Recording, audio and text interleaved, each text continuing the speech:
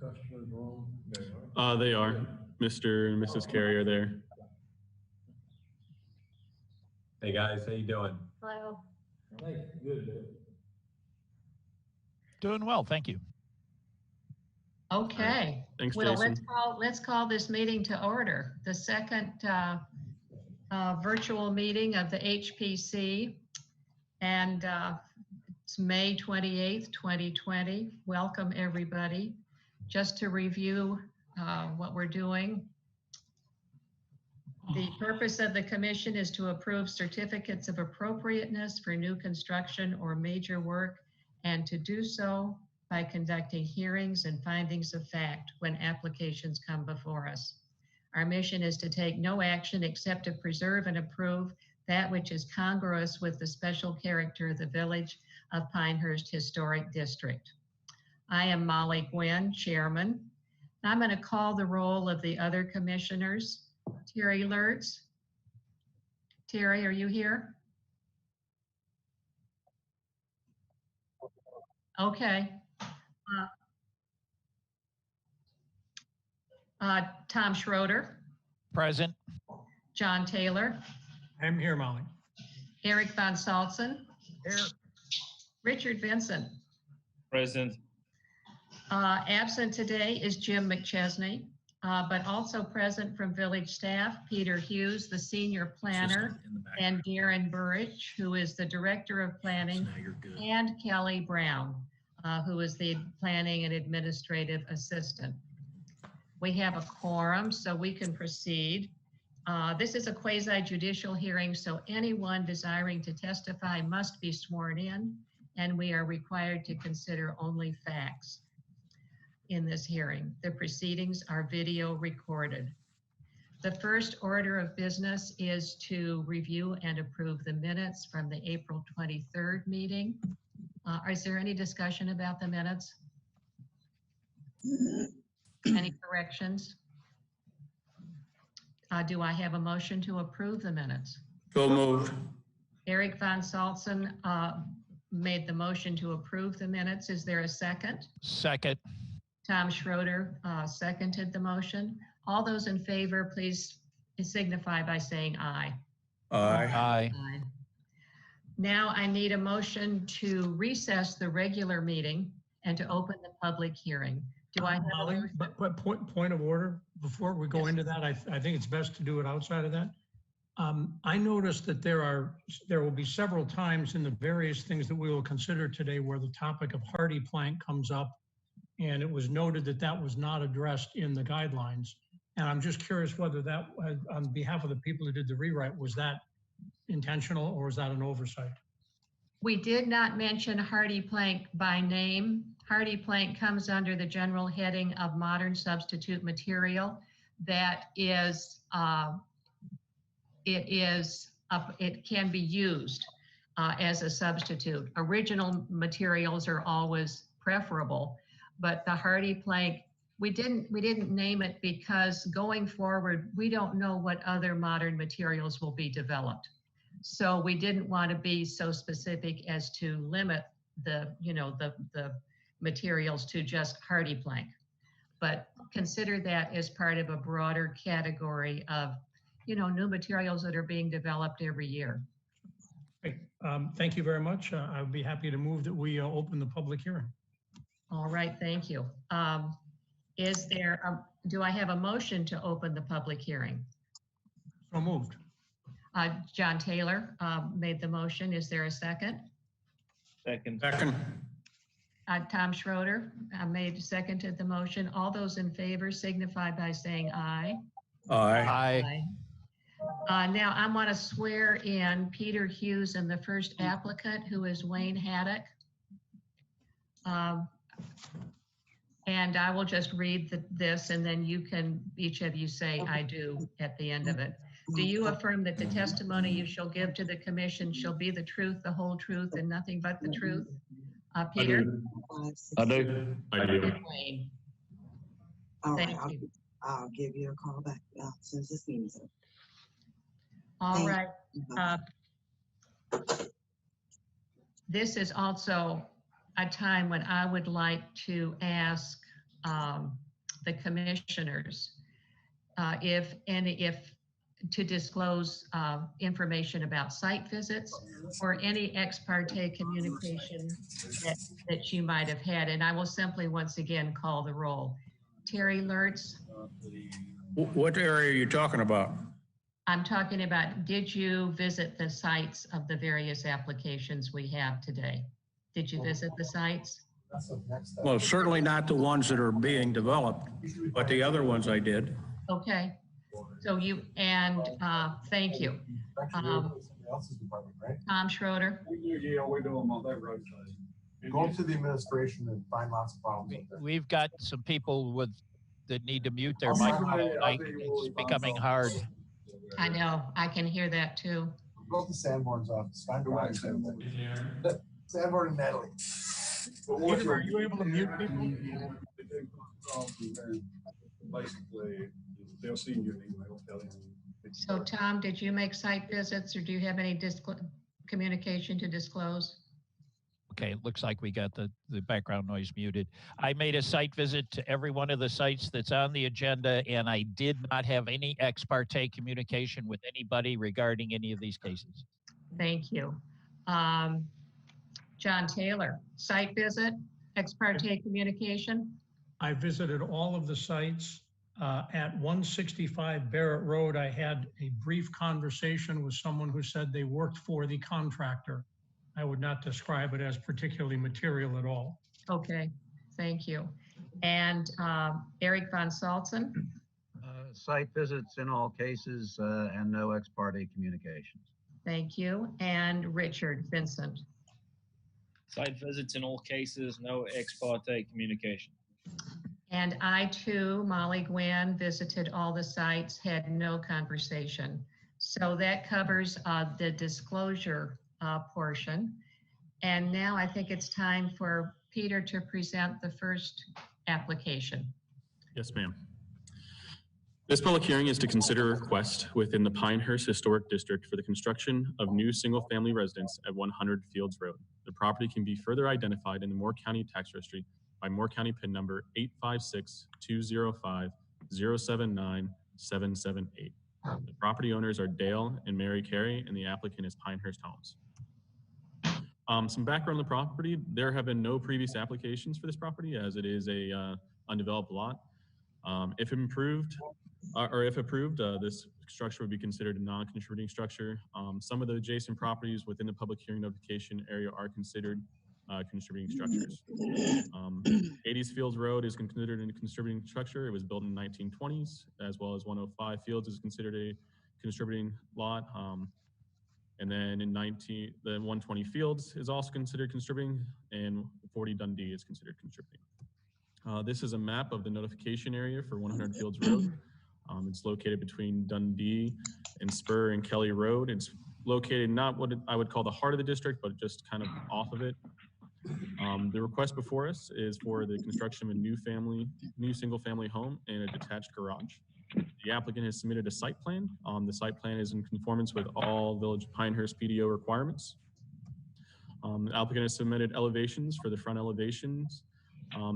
The applicant describes this house as a Pinehurst-y style. I would call it a craftsman hybrid of sorts. As you can see, they're using shake siding and some board and batten and a metal roof to accent the home. It's that on all four sides. The rear includes a chimney. The right side elevation is shown here, and then we're going to follow up with the left side elevation. The applicant is also proposing a detached garage, and the detached garage will match the construction of the single-family home of that craftsman style, emulating the shake siding as well. The applicant has proposed a landscaping plan, which has also met the requirements of the PDO. And the applicant has submitted a building material list with colors and material that are all compliant, aside from the windows, which are supposed to be vinyl. Vinyl is not appropriate material. However, the commission can approve materials that are not compliant with the guidelines if deemed congruous with the historic district. The applicant also provided a sample board. This is an interesting time in which we do not have sample boards to present to the commission, so I've presented it here in a digital format. The roofing material is a landmark shingle, color silver birch. The metal roof is Central States 26 gauge horizon, with the color being polar. The siding is a hardy board, and the vertical board and batten is also a hardy. And it is proposed to be the 65 Chantilly lace, which is a white color. The foundation and chimney brick are painted to match the siding color as well. And then the trim and front door, the trim will be hardy board, and the color will be pure white, and the front door is wood, and it will be with a clear glass window feature. At this time, staff would like to submit the following into the record: staff report, presentation, application, applicant's materials, photos/slide plans, findings of fact. With that, staff concludes their presentation. We'll be happy to answer any questions or turn it over to the applicant to make their presentation. Let's hear from Mr. Haddock. All right. Thank you, Molly. I'd like to begin by, thanking the staff and the committee for holding the meeting under the circumstances. We really appreciate that very much. Also, I'd like to say before we start that, we're very pleased and welcome the opportunity to participate in the construction, particularly of a new home in the village of Pinehurst. I think it's an awesome building, and we're really looking forward to working on it and making it part of this community. Our homeowners they're responsible for the design, did an excellent job,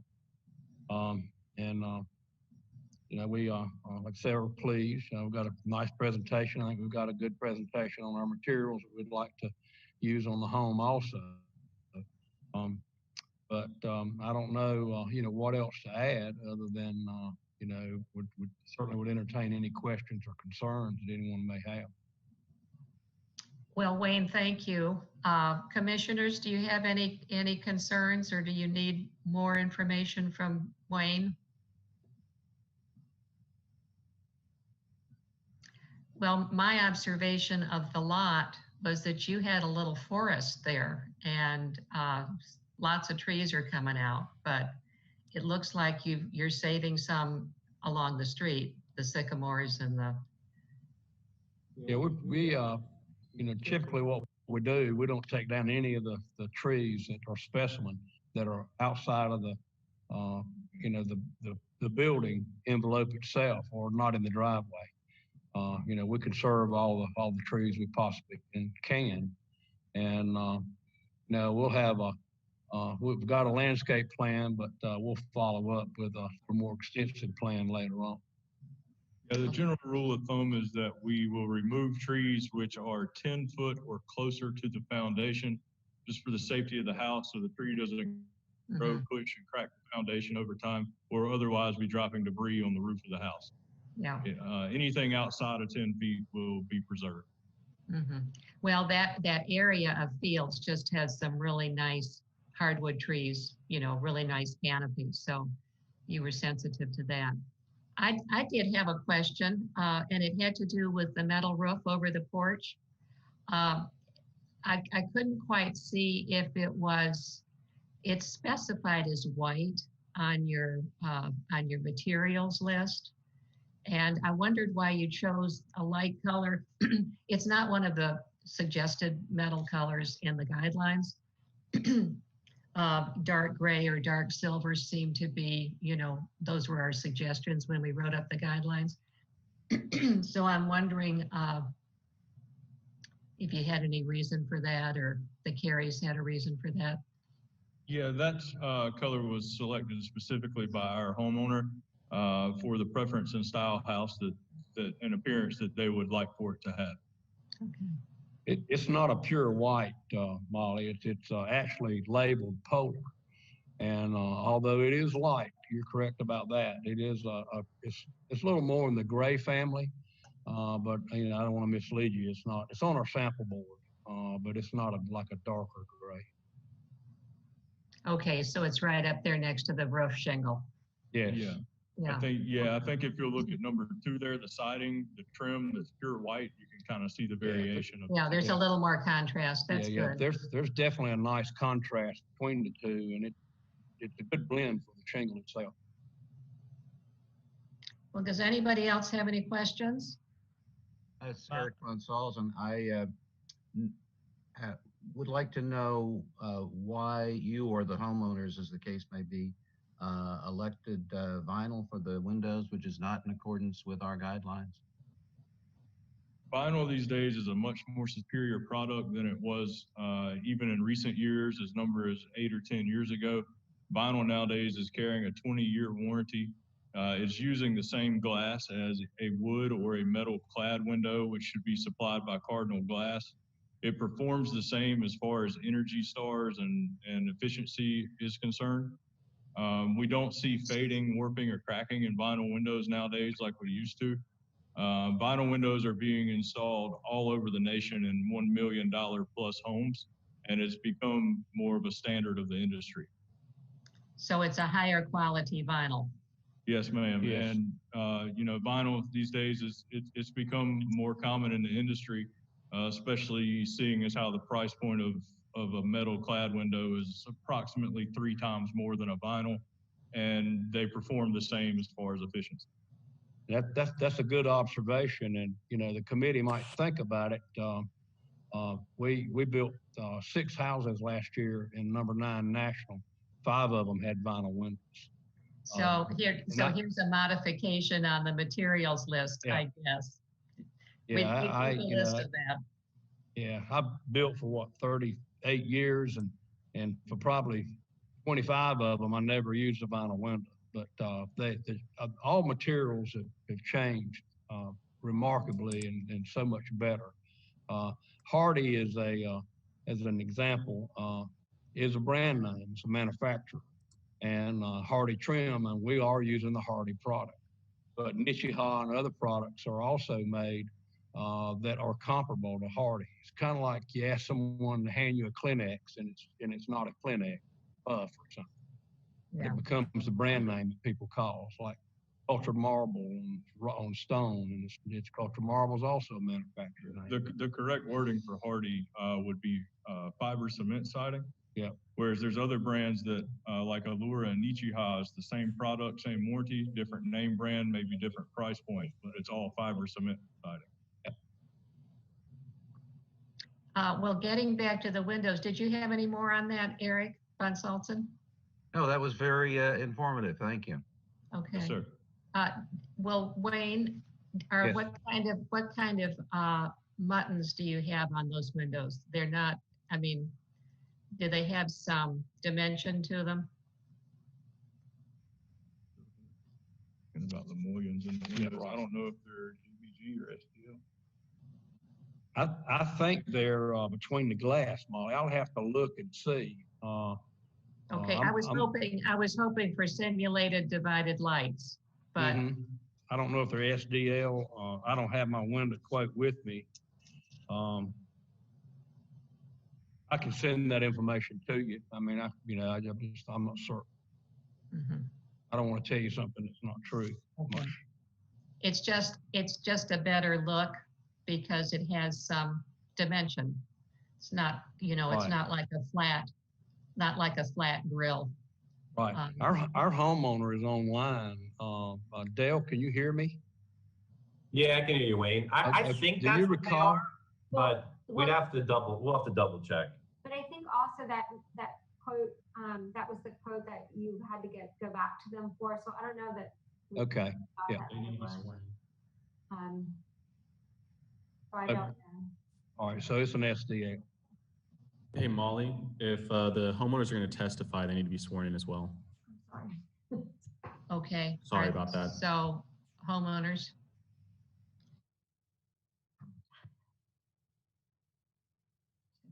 It's Dale and Mary Carey. Dale and Mary Carey, I'm going Yes. to ask you to, I'm going to have to ask you to swear. Do you affirm that the testimony you shall give to the committee shall be the truth, the whole truth, and nothing but the truth? And just answer, I do. I do. Great. So you were saying, what kind of windows had you chosen? We think they're SDL, and we agree with your comment. We're not 100% sure though. We'll try and look here while you're going. But That was one of the more revised estimates, so I'm not sure if we've had the revision. I don't remember because it was 6 of them. Well, it would add to the, the historic character if at least the front facade were SDL. Any more concerns from the commissioners? Any more questions? I've just got a couple of comments. One, I would ask that Peter put down that change in vinyl windows is something that we need to discuss in the future. Add that to the list. And second of all, in reviewing this package, I'm very pleased at the detail in the information that's put forward in here. It's one of the better packages I've seen. Thank you. Molly, I did have one question. Yes, John. And Peter, could you put up, I believe it's page A8, the right and left side elevations? I can put up the right and That's fine. There are some areas around those windows on the 3 windows on the second floor, or here, the 2 windows on the second floor, and the area below it. I suspect it's just the way this printed. Those are not intended to be vertical siding, are they? Yes, that's a reverse. Yes, Yeah. that's a reverse board and batten siding. Right. And that's certainly permitted as an accent, board and batten. Right. Nothing further, Molly. Okay. Thank you. Are we ready for a motion to approve the application? Would someone like to make a motion? Molly, I'll make a motion that the project as proposed is not in conformity with the guidelines in all respects. Nevertheless, the applicant has satisfied the burden of persuasion, and the project, subject to any conditions proposed by the commission, is deemed congruous with the Pinehurst Historic District.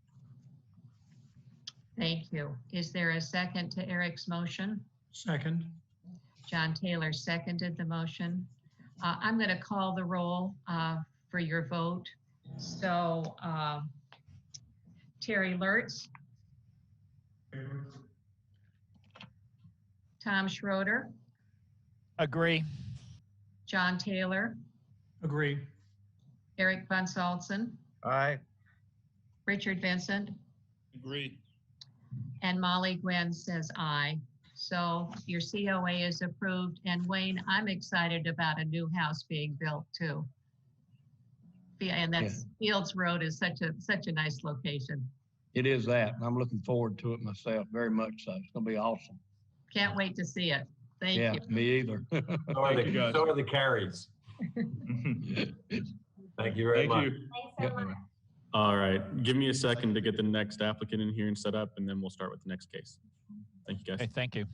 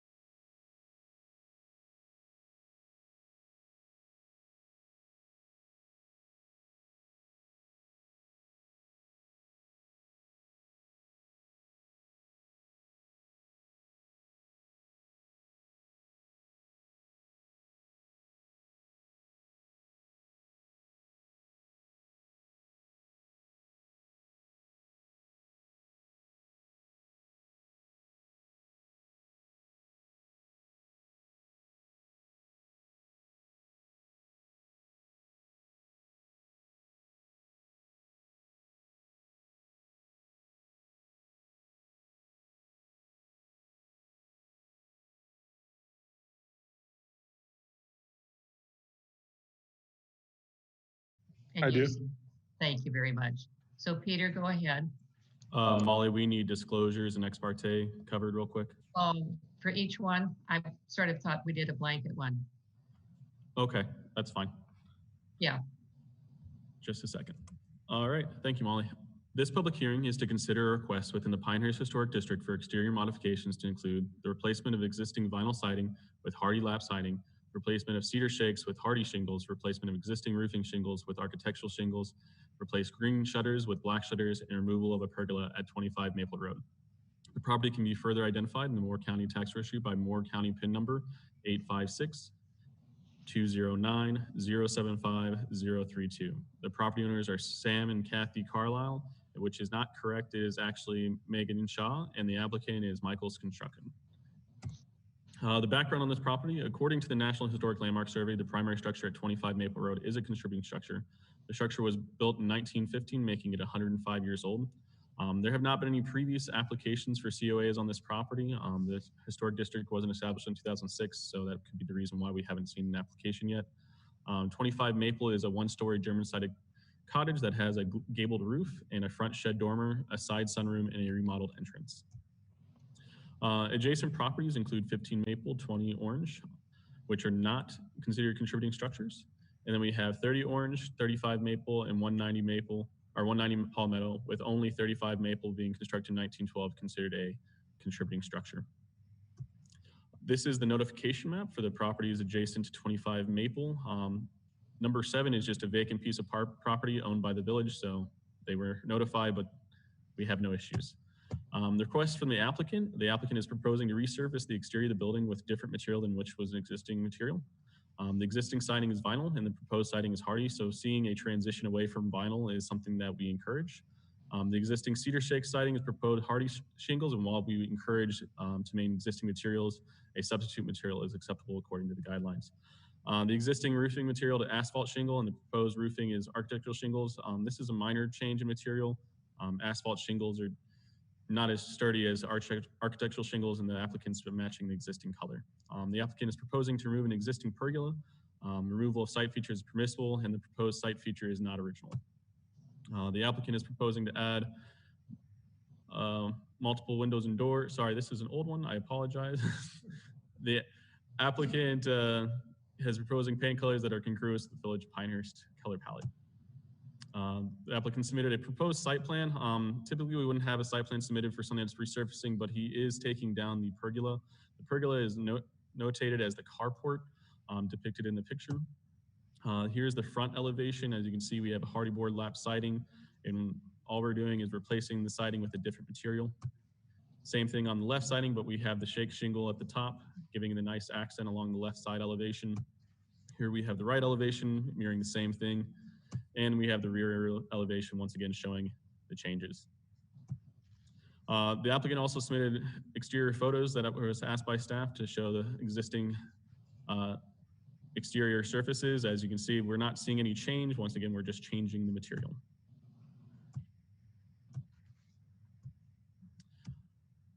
In this photo, you can kind of see the pergola to the left. That pergola is being removed. You can see it here as well. The pergola is just a site feature. In our guidelines, we speak to demolition. This is not really a demolition. Once again, this is removal. It'd be like taking down a fence. So it's just a minor change to the site itself. The applicant did submit a building material list. As you can see, we're changing from vinyl siding to hardy cement. Hardy cement is an engineered product that the commission has approved in the previous case. The applicant, given that this is a virtual meeting, could not provide hard samples for the commission to review, but did provide a brochure material and has circled and annotated what colors will be shown for the siding of the house. This is the shingles that were submitted. As you can see, it's a black shingle and the colors are compatible with the guidelines. At this time, staff would like to submit the following into the record: staff report, presentation, application, applicant's material, photos / site plans, findings of fact. With that, staff concludes their presentation. We'd be happy to answer any questions. Well, any questions, commissioners? Is there anything that the applicant would like to add? Would you like to add about your project there? I don't know if I'm allowed to or not. If you're looking at the pictures he's running through, There is one window that is in a closet that the homeowner asked me if they can get rid of that wouldn't allow them to hang clothes in the closet. If not, I said I would just black it out. Cover it with a So black which piece. window is that? Is it on the front of the house? It's right, running through. It's not there, it's on the back. This is the rear elevation. It is, it would be right here on this elevation, right elevation here, if I can get to that one. That door goes into the basement. That's- So it's not on the front of the it's- house, it's on the back elevation? It is this window right here. You can't see, can you describe? Oh, I'm sorry. It's on the left elevation. It's the second window in from the left side going to the right. It's a smaller window that is it's in a bathroom closet, and they renovated that area, and they just like to remove that window. If not, I'll just black it out with the permission board. Other than that, no changes. So perhaps we need to amend the application to allow the removal of the window. We would. So could we add an amendment? Yes, ma'am. You would just need to make a motion to accept the amendment. Okay. Is there anything that the commissioners want to ask? Mike, yes? Mike, how are you going to handle the eaves on that house? They're really deep eaves. Do those get the hardy treatment as well? As of right now, there's just aluminum on there, aluminum boxing and vinyl side, aluminum on the facial, on the soffit is vinyl. The homeowner was asking me the same thing because we don't know how the condition of the wood underneath. I would just like to remove it all and just put it back the way it looks right now with hardy, and then come back with crown on the outside like it is now. That's what they originally proposed. And that's what I'd like to do is like rebox the whole thing to original. It's just right now it's vinyl, and you can see the way they installed the vinyl. It's beveled over the crown and everything else. It's not a good look, that's all. I'd rather look it back to the original. Okay. So we'll assume that all the vinyl is coming off and to be replaced by a hardy product. Correct. Okay.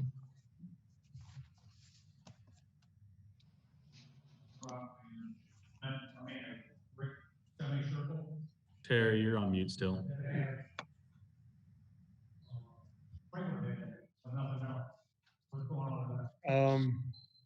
Nothing as of yet. Okay. They, the homeowners want to get into the landscaping on the next procedure, or the next, whatever. Part of we the call this. process. Next process. They want to get into the landscaping because they know they have to go through, they want to remove some of the old bushes and put some new ones in, whatnot. I told them they have to go through the committee. Thank you. Yes, sir. Any more questions? Well, I think we need to have a motion to approve. Do we need a We'll motion do the first for the motion amendment? and then the amendment. You need to do the amendment first and then the motion for whatever we're going to do with the Okay. COA. Okay, so we need an amendment for the application. And the amendment will be to replace the window on the left elevation, to not replace it, but to Remove it. remove it. Or in the alternative, black it out. Well, I think he can at this point, if we make the amendment, he can remove it. Molly, are you making the motion? No, I'm asking somebody to make this, first we have to have the amendment, and then we have to have the amendment for the application, and then we'll have the motion for approval. I'll be happy to take a stab at that. I would move that the application for COA be amended to reflect the fact that the second window from the back on the left elevation will be removed, or if it cannot be removed, will be blacked out. Thank you. I second that. John Taylor made the motion and Tom Schroeder seconded the motion. And I will do a roll call again.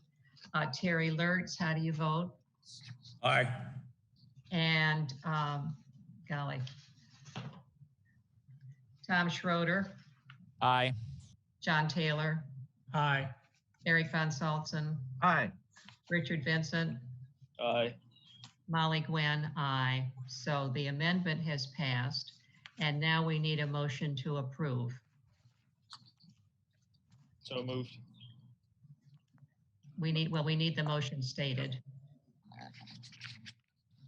I can handle that. Okay, Upon due consideration of the application package submitted and the testimony given, the Historic Preservation Commission concludes the following: that the applicant has satisfied the burden of persuasion and the project as proposed, subject to the conditions and the amendment imposed by the commission, is congruous with the historic district and consistent with historic district guidelines. thank you. Terry Lertz made the motion and second. Was John Taylor. John Taylor, thank you, John Taylor. Once again, a roll call. Terry Lertz, Aye. Tom Schroeder, Aye. John Taylor, Aye. Eric Von Salzen, Aye. Richard Vincent, Aye. Molly Gwen, aye. So the COA is approved. Congratulations. Thank you. Thank you. Thank you. All right, once again, give me a few minutes to get the next applicant in the door. Thank you. Well, I have to say, from where I sit in my kitchen looking out the window, there is a big storm coming. It is pouring at CCNC right now. It is coming your way. Well, I'm sure Richard Vincent has moved off his front porch. Hope so. Or he's thinking about it. I hope we don't have a power failure or a power. That's all we need to have this meeting interrupted. We have a power failure. It's a quick end to the meeting. That's it. We get to have another meeting. Molly, it turns out it's my birthday today. Happy birthday.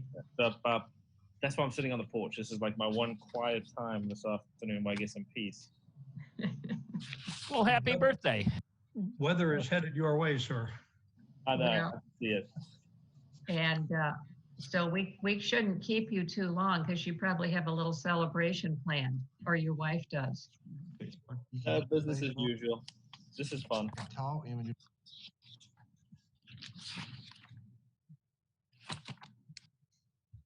We were supposed to have the propane line connected to a whole house generator yesterday, and because of the anticipation of rain, they had to put it off for a week. So I'm really rooting on not losing power. Oh, that would be unjust, wouldn't it? All right, Molly. So you're going to need to swear in Russ Cribbs, and then you're also going to need to swear in the Gerardos who are online as well. Mr. Russ. I'm going to read he's just getting his earbuds in. Okay. I'll read this and then you say I do at the end of it. Do you affirm that the testimony you shall give to the commission shall be the truth, the whole truth, and nothing but the truth? I do. I do. Thank you very much. Do you say that the property owners are online? They are. Hello. Hello. Good afternoon. Okay, so let me get my business here.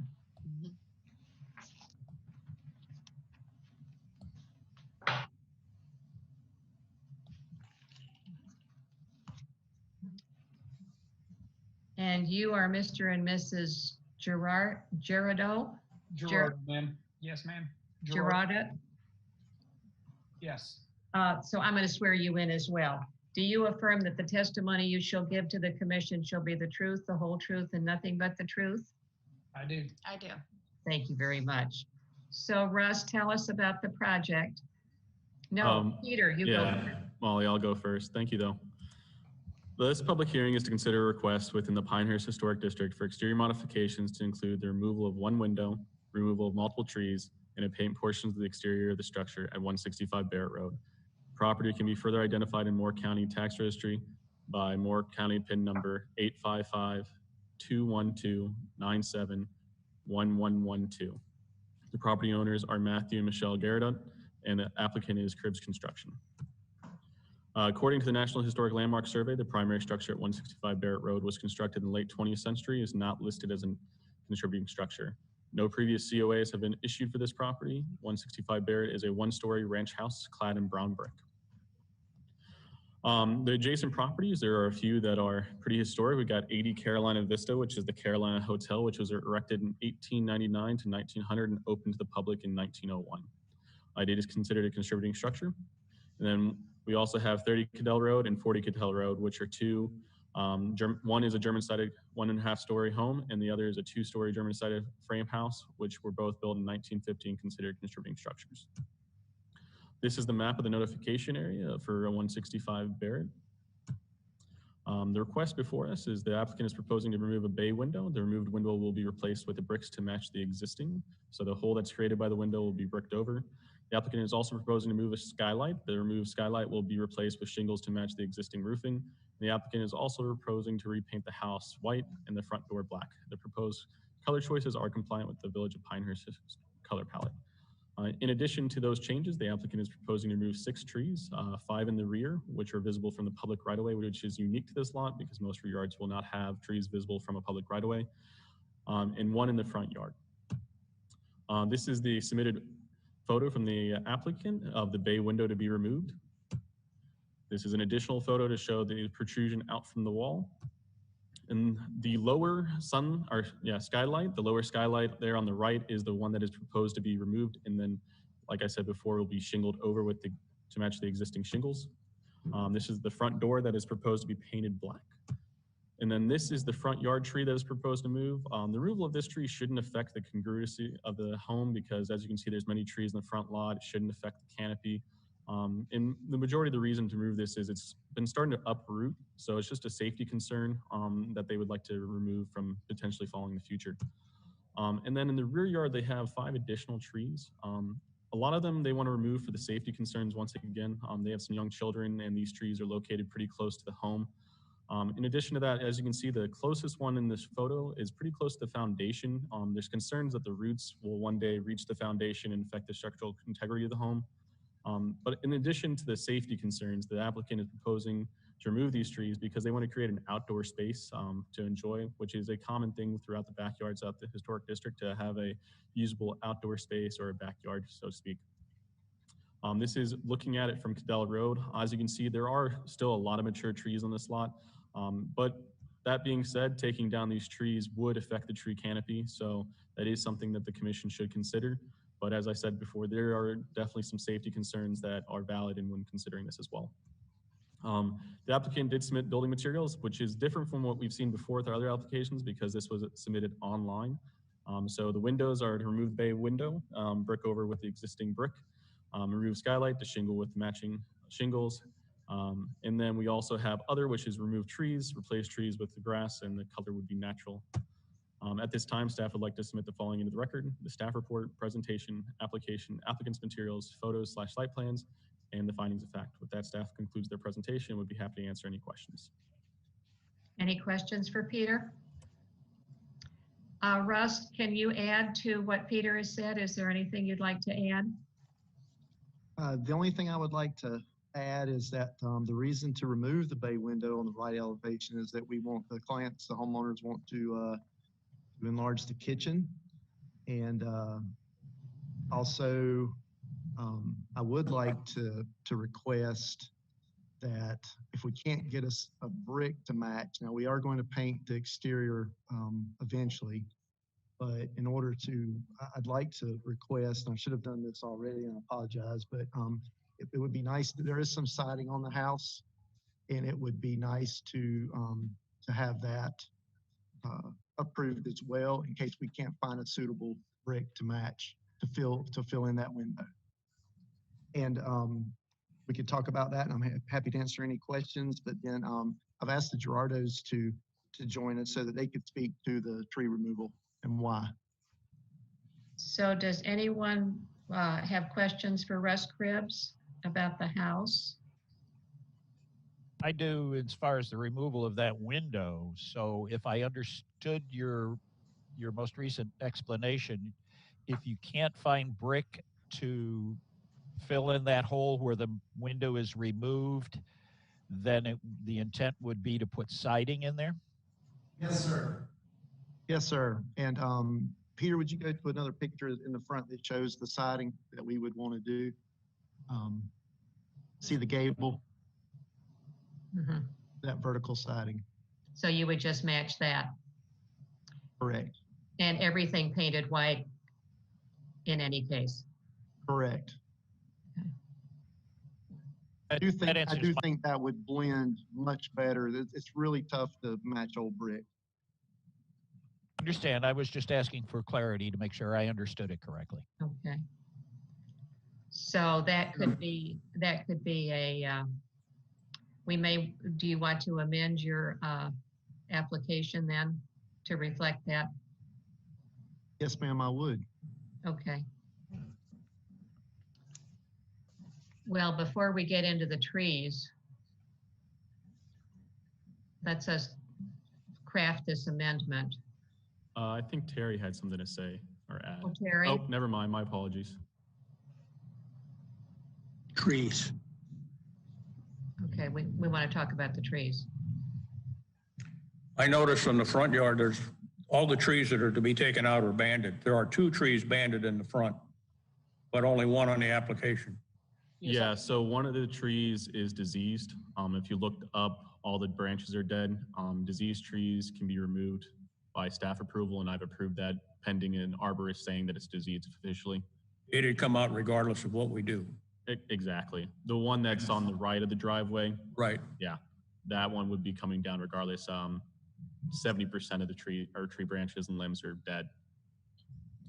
And then looking at the back, which is on Cadell, I would propose that 5 trees taken out, particularly the one that's majestic, the one closest to Cadell, needs to stay in that location. The 3 trees that are closest to the home, I would be reluctantly in favor of approving that request. Well, and following up on what Terry has said, my question for the Gerardos is, have they spoken with an arborist about the trees and how to solve their problem of wanting to have a play yard and open space for the kids, but still maintain the tree canopy? Yes, ma'am. So we had Max Tree Service come over, and part of the reason we're putting all 5 trees on the list is that economically it makes more sense to remove all the trees at once. The 2 of most concern are the 2 closest to the house. Obviously, we've already had to do a repair on some of the walkway because of the root system, and then the root system for both those trees are up against the house. As we move forward in our renovation of this property, we would like to have a purposeful backyard. There's a lot of crepe myrtles and other beautiful bushes and trees underneath, and currently they're being drowned out by there's so much overgrowth above that we would like to have those trees removed, have turf put in, and then have a purposeful landscape in that space back there. Well, and I understand your concerns. I happen to agree with Terry Lertz, which is there is one dominant pine tree, which seems to be the one that's strongest. It needs to have some dead limbs removed, but I think if you let that remain and then you preserve the mix of trees, you've got the oaks along the street and the hide from one pine tree. There's a lot of, there's an old holly there. There are a lot of kind of secondary trees that you could be rid of and allow for more grass if that's your goal. But it would be, I'm really concerned about taking, clear cutting all the pines.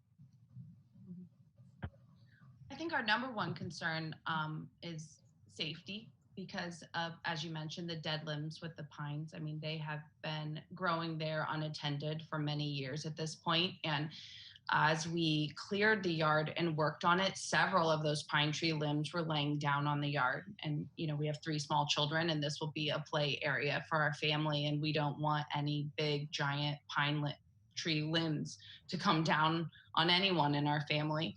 And so they do, with the storms, as you mentioned, in North Carolina and the high winds, and, you know, they present some concern for the safety of our family and for the age of the trees. You can't really see in the picture, but a couple of the trees also have an ivy growing up the side of them. And Mac from the tree service told us, like, you know, that was potentially diseasing some of the trees as well. So we're just trying to use this time to create a safe space while the house is currently under construction, and not come back and forth taking trees down over the next couple years as they continue to become problems. Well, and as I say, I certainly understand you're wanting to clear them from the ones closest to the house. And it's also better to save one tree that then does not have so much competition for nutrients in the soil, and, you know, it has more room. The thing about the pines is you can have those limbs removed by Mac when he comes in to do the tree work, and then you can, you know, my sense is the trees have not been cared for at all, and it would go a long way to reassuring you if you had some good trimming done. And you know, there's a lot of greenery around your house, and I think with some working with Mac, working with an expert, I think you could achieve your goal without taking out all the trees. Okay. Molly, I have a question as to exactly which trees you're referring to. So you're saying taking them all out except for one? I was there is, if you walk that back lot, there was one pine tree that seemed to be dominant, that seemed to be biggest and strongest. It is just raining. That would be the tree in the center of your picture. I think maybe so. Fantastic tree. Yeah, and I would strongly recommend saving the dominant tree. Okay. So out of the 5, the other 4 can go. Yes, I mean that would be my suggestion. That would be my suggestion. I just a decent compromise, right? Yeah.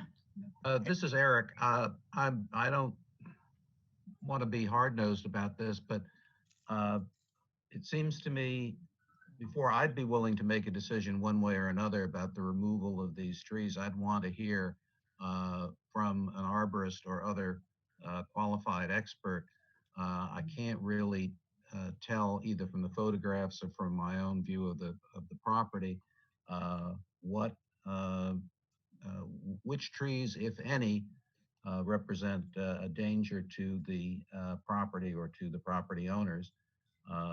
And trees are important in Pinehurst, and I just don't think we've been given an adequate factual record on which to approve that part of this application. Well, we attempted to get that paperwork for you all today. We're coming to you from Virginia, so we came down to the house a while ago when we were closing, and we had Mac's Tree Service out to the house, and we requested that he put his recommendations in writing. Unfortunately, we have not been able to reach him since he came out to the house and made his recommendations. We've left several messages and asked for a write-up. If you have suggestions of another arborist in town that you prefer to use, we would be happy to contact them as well.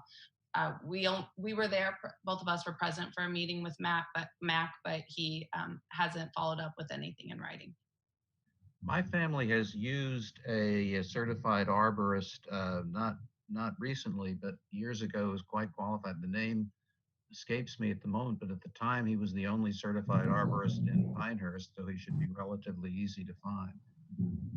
Well, I can make a recommendation to you from somebody that I trust and who has expertise, and I think Eric's suggestion is a good one. And it's, you know, it's hard we're all amateurs here, but we do try to to preserve the landscape of Pinehurst. That's one of our charges as commissioners, historic preservation commissioners, is to preserve the landscape, and the tree canopy is important, and the variety of trees is important. And I think that's one of the things that I'm arguing for, that you maintain at least one pine in that, there I'm sure too many pines, but it's if it were taken care of, it would probably do better, unless, again, have an expert come and look at it and make sure that it doesn't have anything like, a borer or a beetle or the various diseases that pines are prone to. I don't know how we are going to approve this without more information. Okay. But we could attach a condition to a motion, and we could approve the project for the house, the improvements to the house, and then wait for the arborist report to make a decision about, for you to make a decision about the trees and to bring it to us. Okay. Molly, Yes? are we able to approve the construction aspect of this so that the homeowners can proceed with that, but not What he the just said. tree Yeah, removal? that's what I probably didn't say it very well, John, but I'm hopeful we can approve the work around the house, relevant to the house. And I don't want them to have to come back to another public hearing. I would like for them to be able to confer with an arborist, make a decision, and then come back to Peter for staff approval on tree removal. Good. Peter, can we do that? I mean, do you have the authority to do do you feel you have the authority to do the tree approval if they came back with it as a minor work item? If you guys gave the condition of giving me that power. Unmute yourself, please. If you guys gave me the power to do that, I'm comfortable doing that. The condition would need to say, though, that they need to submit a report from the arborist saying these trees need to come out from that reason. Okay.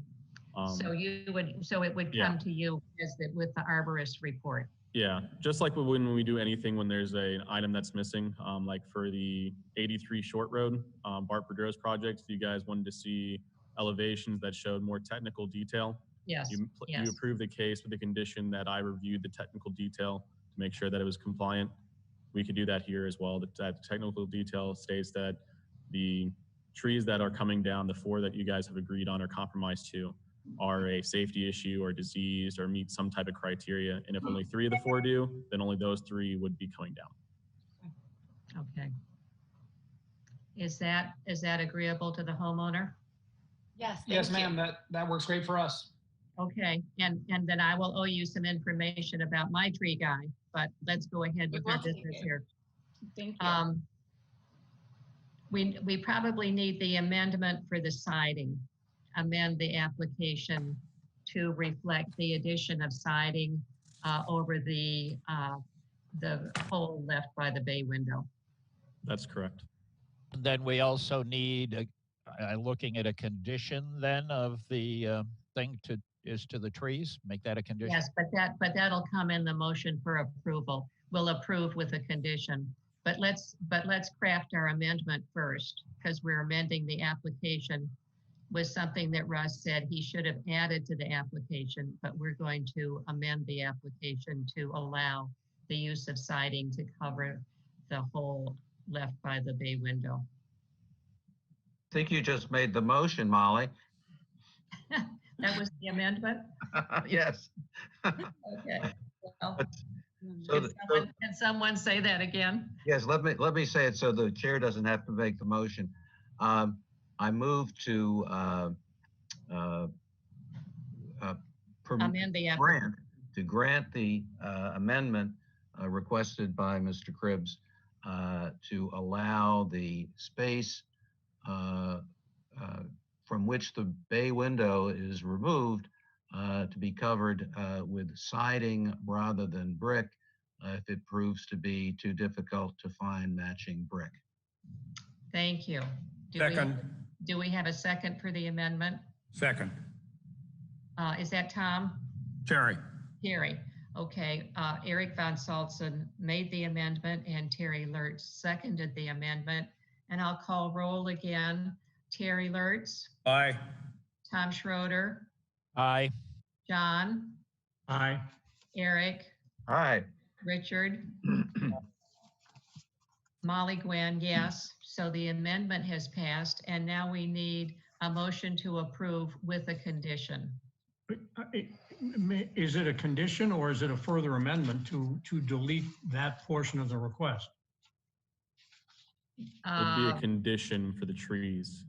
A condition for the trees, that the condition is that the homeowners will submit to Peter Hughes at the arborist report specifying which trees can be removed, which trees are diseased or dangerous and should be removed.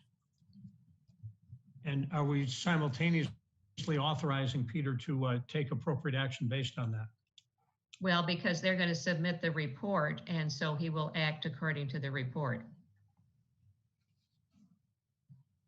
So that could range from anywhere between taking down none of the trees to taking down all 5 of them in the back. Is that correct? My point is giving Peter that power is not necessarily a part of the COA for the applicants. Yes, it is. Well, Peter can act, you see, we don't have enough information at this point to make the decision. I mean, we are recommending that they get expert advice. And with the expert advice, then come back to Peter with, the decision to take out the trees. I would like for them not to have to return for a public hearing. I agree. I'm comfortable with that. I'm just asking whether that's part and parcel of this COA. If it is, then I have no problem with that. Sure, because the application included the trees. Okay, fine. Then I go back to my question again. So that could range anywhere from taking down no trees to taking down all 5 of the trees in the rear yard, depending on the way the report comes from the arborist.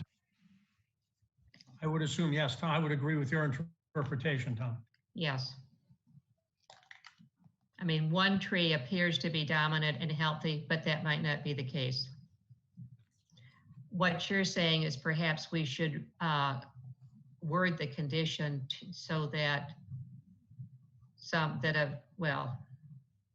No, I'm not trying to say anything. I'm just asking a question. Is the arborist could come back and say, no, I don't think any tree, worst case on both ends. Arborist could come back and say, none of these trees need to come down.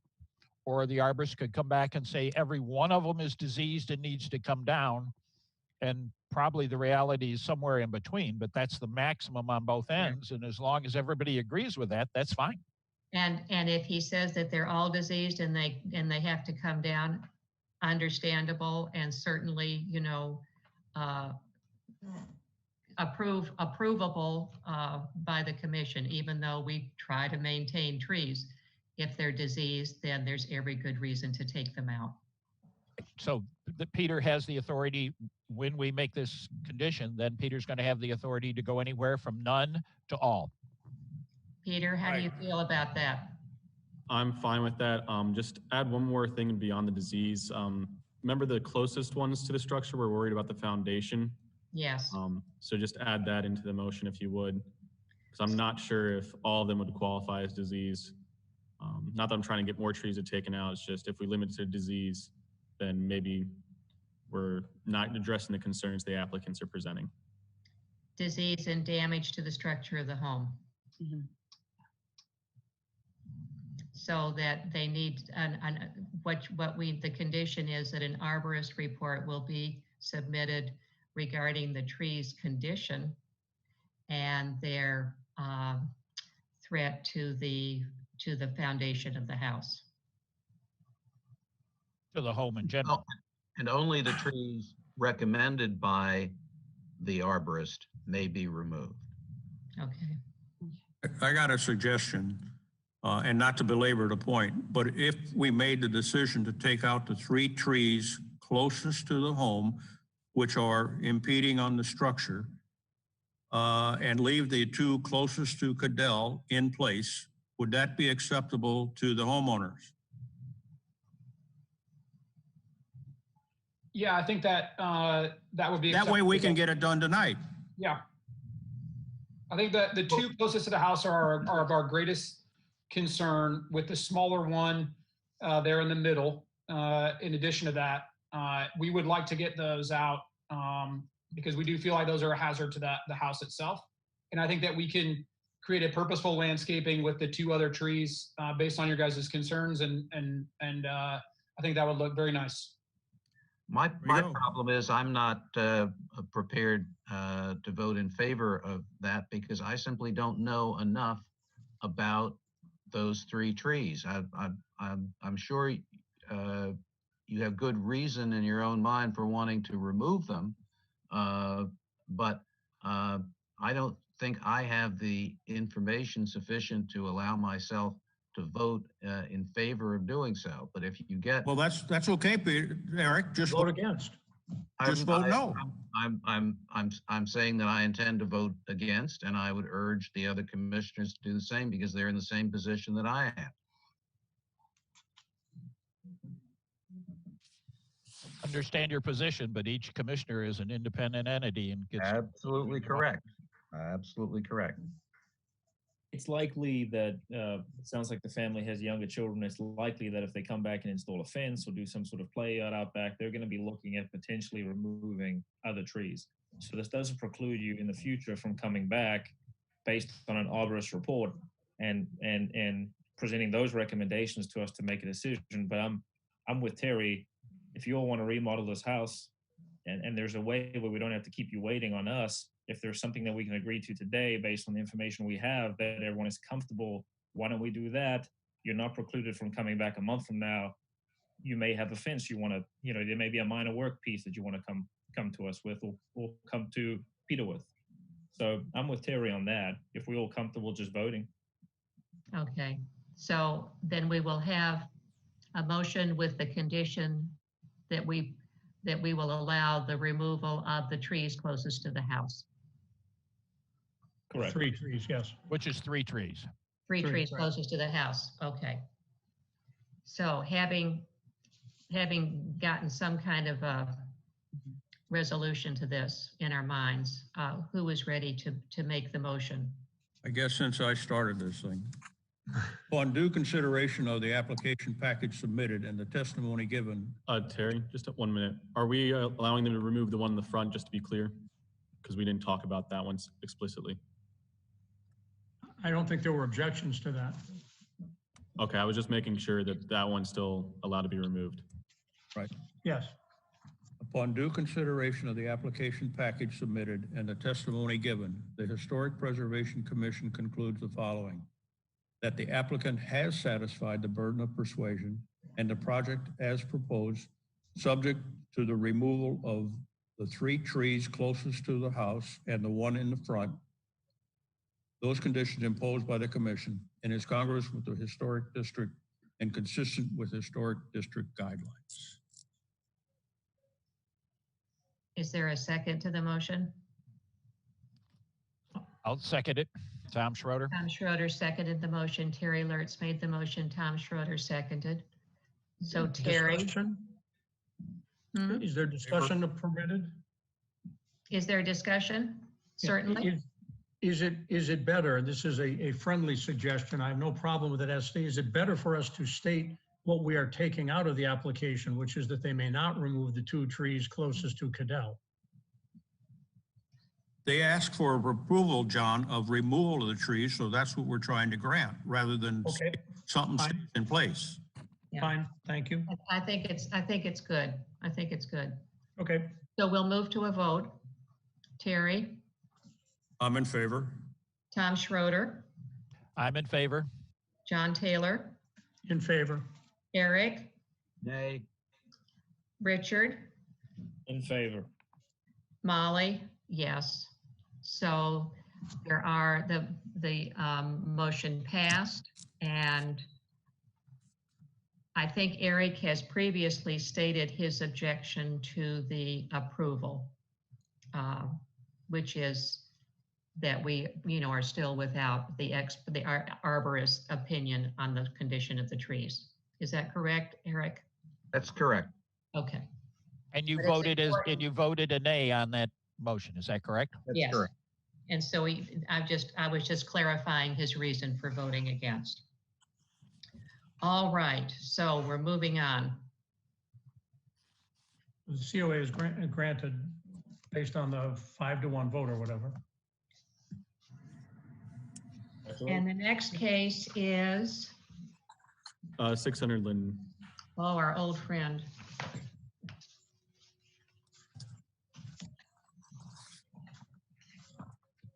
So Mr. Riley is joining us from the virtual world. I think that he is in attendance. He is not sharing his screen currently. Peter, I'm on my cell phone. You're on your cell phone? Okay. I've talked to Mr. Riley enough that I recognize his voice. Yeah. I could not get the Zoom link was crashing my laptop for some reason, so I called in. Okay, I have a question. The last 4 digits of your cell phone are 1217? That is correct. Okay, thank you. Molly, if you would, could you go ahead and swear in Mr. Riley? Okay, Mr. Riley, do you affirm that the testimony you shall give to the commission shall be the truth, the whole truth, and nothing but the truth? You say, I do. I do. Thank you very much. I do. You're welcome. And- Sorry about that. I was turning down the volume of the other computer. This public hearing is to consider a request within the Pinehurst Historic District for modifications made to a previously approved major COA at 600 Linden Road. The previous COA approval was for the construction of a new single-family home. The property can be further identified in Moore County Tax Registry by Moore County PIN number 855-21-035-4455. The property owner and applicant is Riley Walker Homes. Background on the property, 600 Linden Road has received 2 previous major COAs, one for the demolition of a primary structure and the second one for the construction of the new single-family residence. The 2018 approval of the single-family residence is why we're here today, is there was modifications made to that approval.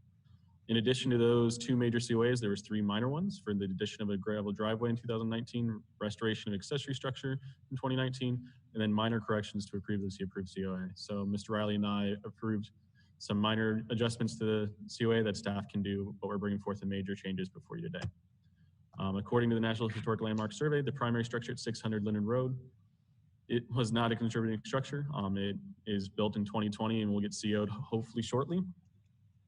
The adjacent properties, all of them are listed as not contributing, most of them being built 1970 or later. There is one at 1615 that was built in 1920. This is a map of the adjacent property owners in the notification area for 600 Linden Road. Modifications that were made to the previously approved COA include the following: a change in style to the front door, the addition of a chimney, the relocation of a cupola, a change in roofing material, and removal of a proposed transom window on the rear. The applicant submitted a site plan. This is the site plan from the original case. There's been no change to the footprint of the structure. We are only considering facade changes at this meeting. At the top, we can see the front elevation of what was approved back in 2019. In lower corner or lower image, we can see what was approved or what's being considered for modification. The cupola was originally proposed to be center, but it has been moved to the left side of the home. We have the front door, which was a French style door, and now we're looking at more of a French barn style door, which is nice because now we have an arched feature on a very linear looking structure. The applicant has also changed the material of the roofing. The roofing of the garage there to the left side of the elevation was proposed to be asphalt shingle. It is actually a metal colored copper. That addition is permissible as long as you guys approve the change. The rear elevation, we have a change with the addition of a chimney. The original application did not see a chimney, and we also had that same material change on the rear with the roofing of the garage changing from that asphalt shingle to a metal roofing. And then in the lower center of the building, we have the 2 French doors. Above that was supposed to be a transom window. The transom window was not installed. Removal of windows is considered a major change. Here we have the approved and modified look at that material once again over the garage, switching from asphalt shingles to metal. Here is a real life picture of what it looks like and the material sample sent by the applicant. It looks quite nice. And then we have the approved and modified look to the front elevation of the front door. As you can see, the style changed, and here's what it looks like today. And then we have the approved and modified views of that rear elevation changes of both the transom window and the chimney. And here's what it looks like in the real life. The applicant submitted their application online, so we have the online form of building materials. The front elevation looks for the material on the roof. So it went from asphalt shingle to copper metal. And then the chimney went from not existing to brick white, and the rear elevation also has the asphalt shingle and copper changes. At this time, staff would like to submit the following into the record: staff report, presentation, application, applicant's material, photos, site plans, findings of fact.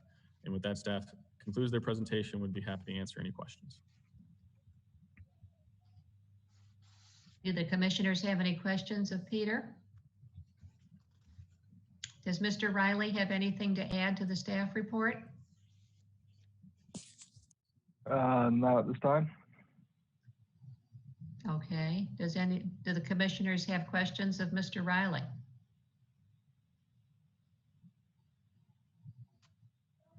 Well, I think it's self-explanatory and. Excuse me, Molly, I've failed to mute myself. I just had two questions, Mr. Riley. One relates to the cupola and the other relates to the chimney. Those, I assume, were stylistic changes that the owners decided to make during the course of construction. Is that correct? That's correct. The cupola just looked kind of out of place with the chimney, and based on the size of it, it just looked more, just fit better on the side where we moved it to.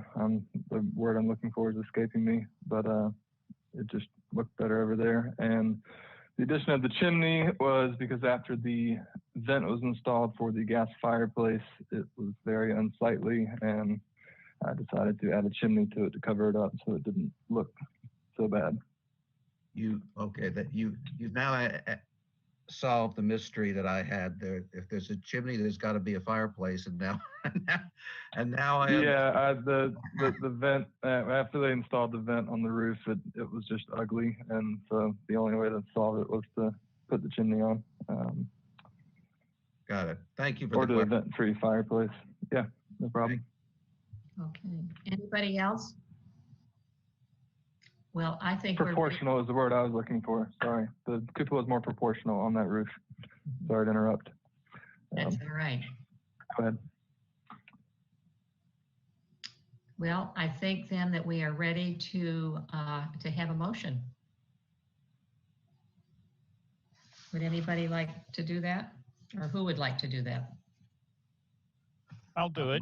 It's Eric. Can I do that? If I'm not interrupting somebody else? Go ahead, Eric. Okay.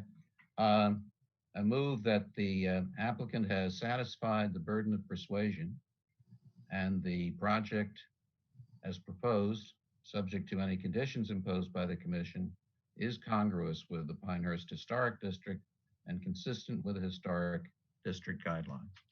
Thank you. Eric Von Salzen made the motion. A second? Tom Schroeder, I'll second it. Tom Schroeder seconded the motion. So we'll call roll again. Terry Lertz. Do you vote for or against the motion? Terry? Terry, you're on mute. Do you vote for or against the motion? We may have lost him. I don't see him. Terry, did he leave? He's disappeared from, oh, there he is. Terry? He's on mute. Well, let me go on. Tom Schroeder, how do you vote? Yes. Yes, I agree. There. Okay, John Taylor. It's down here. Aye. So it's Eric, here. Aye. So you can hit Richard Vincent, right down here in the bottom corner. Molly Gwynn, aye. Terry Lertz, Aye. thanks very much. The motion carried. You have your COA. Congratulations. Thank you all. Have a good evening. I appreciate your time. You too. Thank you. You're welcome. Thank you. So Okay. I think we should move on. We'll press on to the next Linden Road property, 335 Linden Road, and then perhaps after that, we'll take a short break. Excellent idea. All right, Molly, the next applicant is Angel Thornhill. I believe she is logged on. She is on her phone though. Oh, there she is. If you could swear her in, that would be wonderful. I can do that. I'm sorry, also Peter, my boss, is joining us as well, Ned Johnson. Okay. Okay, So- so we have Angel and Ned. Correct. Okay, I'm just going to read this and then you both can say I do. Do you affirm that the testimony you shall give to the commission shall be the truth, the whole truth, and nothing but the truth? I do. Thank you very much. So Peter, you go ahead with the presentation. Thank you, ma'am. This public hearing is to consider a request within the Pinehurst Historic District for construction of a new single-family residence at 335 Linden Road. The property can be further identified in Moore County Tax Registry by Moore County PIN number 855-210-451-824. The current property owner is Diana Crowder. On the day of the meeting, the property owner and the applicant will be on-site homes. Background on the property. There are no previous applications for this property as it is a vacant lot. If approved, the proposed new single-family residence would be considered a non-contributing structure. None of the adjacent properties within the public hearing notification area are listed as contributing structures. Most of the properties, once again, are dated pretty recently within the 2000s, but 400 Linden was built in 1922. And then the other adjacent properties were either vacant or not located in the historic district. This is a map of the notification. Number 8 on the map is 13 Varden Way. It is not in the historic district, but it is an adjacent property, so we decided to notify anyways. The request before us is to construct a new single-family home and attached garage. The applicant has submitted a site plan. The site plan does conform to the PDO requirements. The applicant has submitted elevations of the building. The front elevation shows a horizontal lap siding with vertical board and batten siding as accents in the front of the home. The rear of the home will feature the same thing, except as you can see, the detail isn't shown, but I've talked to the applicant. The applicant has suggested on the first and second story, there will be horizontal lap siding and the vertical board siding is shown. This siding will also be horizontal lap siding, as will this side as well. And the garage is a 2-car garage. The applicant has submitted a landscaping plan. There were some modifications that were needed and the applicant corrected them. They located the HVAC unit. The landscaping plan is well overplanted for the guidelines and will look really nice. The applicant submitted building materials in the form of a Word document, and I've attached them here. The roof shingle is a dimensional shingle that will be dual black. They are using a fiber cement material for the siding, which will be grizzly gray. Both those colors suggested are compliant with the historic district palette choices. We suggest a muted color scheme for all new houses. The brick veneer foundation is in conformance with the guidelines, and the ranch style doors with the window accents are similar to other doors within the historic district. And then they have trim colors that will be in a high reflective white, which will frame the house nicely. The front door will be a masonite. Masonite's a engineered product, and the proposed color is a pewter cast. The gutters are aluminum and white. The soffits will be beaded pine and be painted white to match the trim. And the windows are Applied Gem Pro Series. Basically, they are casement style with white color. At this time, staff would like to submit the following into the record: staff report, presentation, application, applicant's material, photos, site plans, and findings of fact. With that, staff concludes their presentation and would be happy to answer any questions. Thank you, Peter. Any questions of Peter or of Angel and Ned? I have a question of Peter. Okay. Peter, you mentioned that the left and rear elevations and right elevations were going to be I believe you said horizontal, the portions of it that are not shown. My plan that I have in my package does not show it just as you have. Is there no notice in your official copy that what you said is going to happen? There is not, but the applicant can testify to that it would be. That is the case. And if you'd like, Tom, we can also have them send an updated one that shows the horizontal plans. That way it's in the record officially. I would feel better if they sent an updated one. I don't think it will hold us up tonight, given the testimony of the owner, but at least we'll have it in there. So when somebody goes back to look at the plans to evaluate compliance, that you're actually looking at something that's there. So the board and batten will just be on the front for the gables. Anywhere And else? the rear shed roof dormer, underneath the rear dormer, shed And the dormer. rear dormer, okay.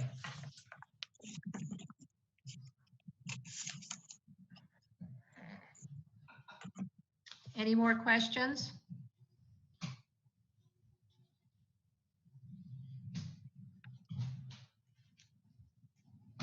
I have none. Okay, well, I think. Hang on, Terry's having issues. He does have comments to need to address. I'm on again. Okay, go ahead, Terry. The proposal shows the grizzle gray both for the lap siding and for the accent siding. I'm not sure how much accent you're going to get if they're the same color. Maybe I'm not understanding where that accent is. Yes, sir. The intention was to be accent more in texture, not so much in color variation. We felt that many of the houses in the Pinehurst area were were more subdued in regards to having dynamic color schemes. So we were we could maybe lighten it a shade or darken it a shade, but we were thinking the difference in material and texture would provide the variation. Okay, thank you. Well, Yes, sir. and Terry, thank you for bringing that up, because in our materials list in our packet, there's a trim color of reflective white.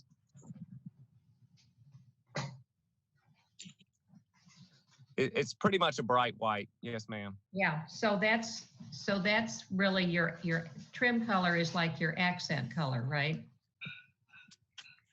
Yes, ma'am. It'll make the trim stand out more, yes.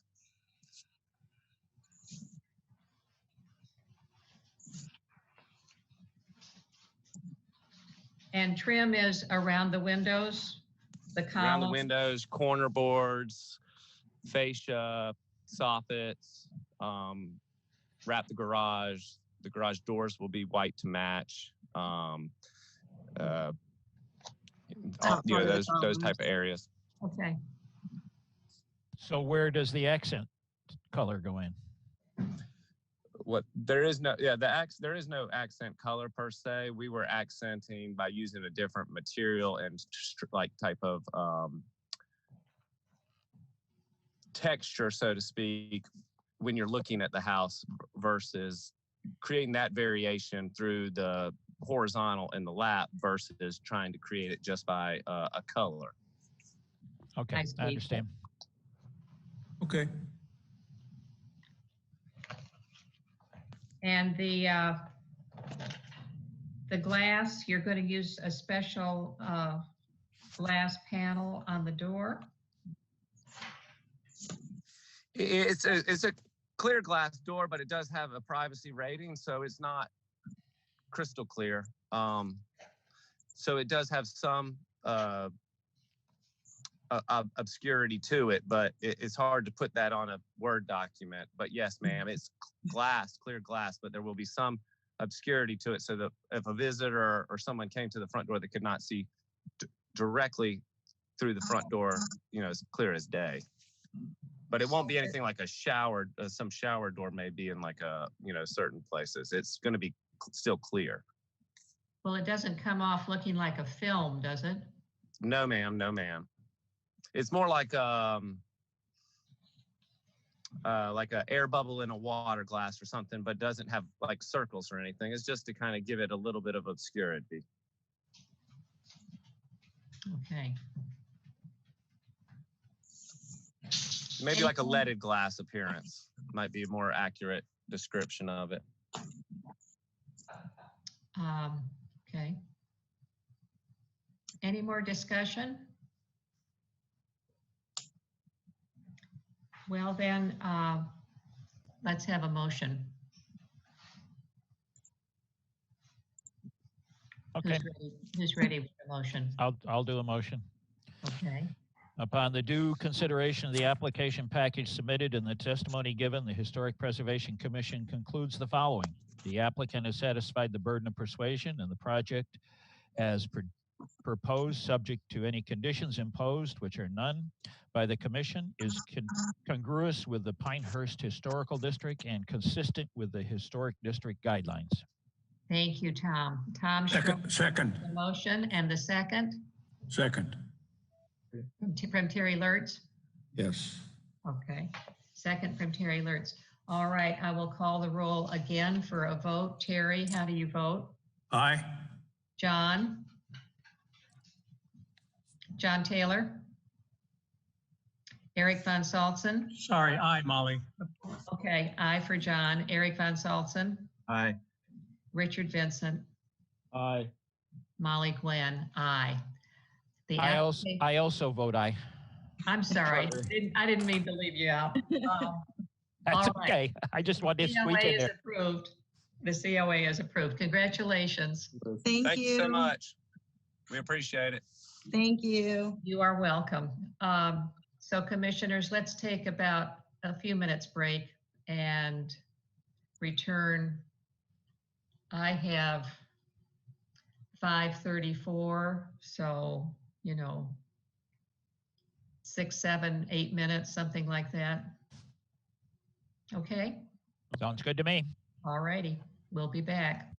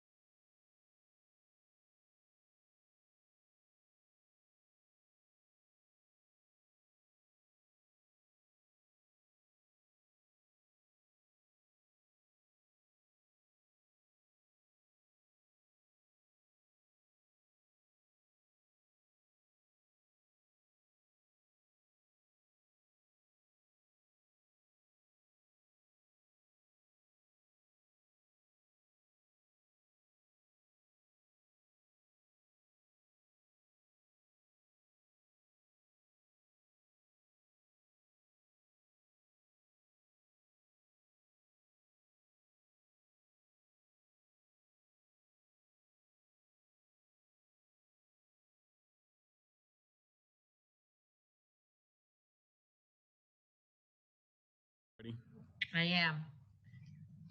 So let me swear Pete Bogle in.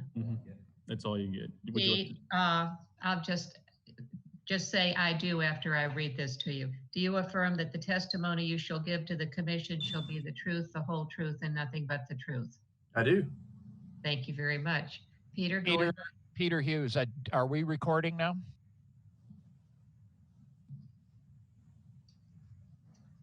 I can't hear you.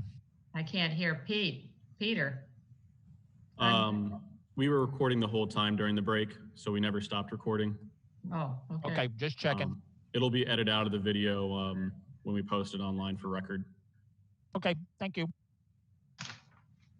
This public hearing is to consider a request within the Pinehurst Historic District for construction of a new structure at 10 Azalea Road for Village Chapel. The property can be further identified in Moore County Tax Registry by Moore County PIN number 856-209-053-600.